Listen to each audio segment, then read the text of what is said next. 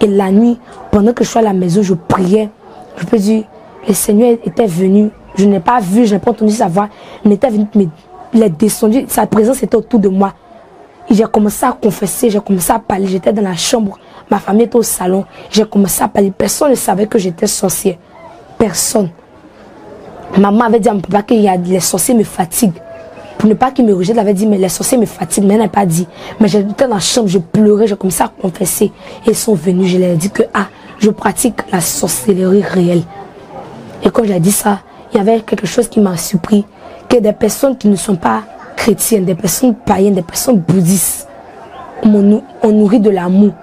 On nourrit de l'amour, ils m'ont aimé, ils ne m'ont pas rejeté, ils ne m'ont pas jugé. Ils ont commencé à dire, tout le monde m'a dit, ça va aller, on va chercher un coin où on prie pour que tu sois délivré.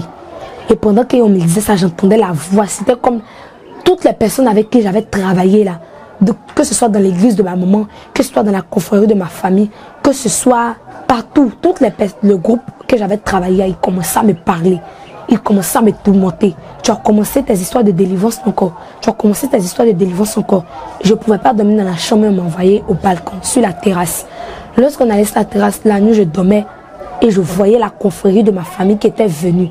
Ils étaient venus, eux tous, comme des soldats, des guerriers, pour venir me tuer. Quand ils sont arrivés, bizarrement, je suis sortie de mon corps.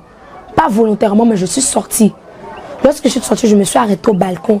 Et ma tante a commencé à crier, sors, fais vite, on va partir, fais vite, on va partir, il est là, fais vite, on va partir. Et j'ai dit, moi, je ne veux pas aller avec vous. On a lutté, j'ai dit, moi, la sorcellerie, je ne veux plus pratiquer la sorcellerie. Entre vous et moi, c'est terminé. Aujourd'hui, j'ai pris la décision de quitter ce monde de la sorcellerie. Et ma tante dit, bon, tu as l'habitude de dire ça. Tu as l'habitude de dire, je vais quitter, mais tu ne quittes jamais.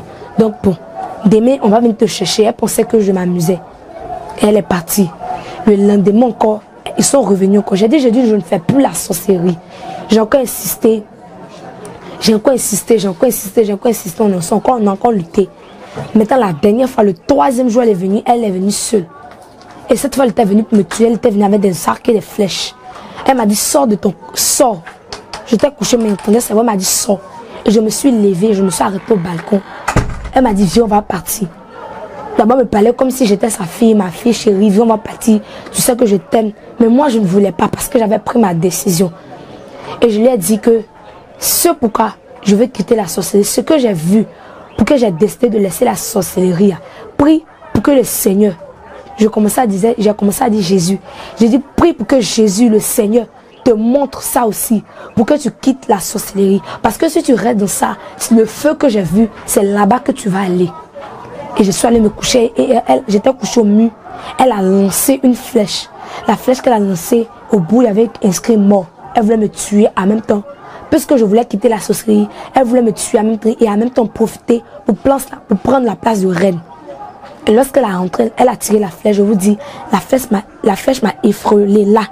Et ça s'est collé au mur, c'est rentré dans le mur. Et j'ai retiré la flèche du mur et j'ai jeté. J'ai dit, moi, à partir d'aujourd'hui, je ne pratiquerai plus jamais la sorcellerie. Et je me suis retenue dans mon corps. Je vous le dis, à partir de ce jour-là, je n'ai plus, à partir de ce jour, depuis le mois de mai, début mai, je n'ai plus vu ma tante jusqu'à aujourd'hui. Parce que j'avais pris ma décision, j'étais épuisée. J'avais pris ma décision de laisser la sorcellerie.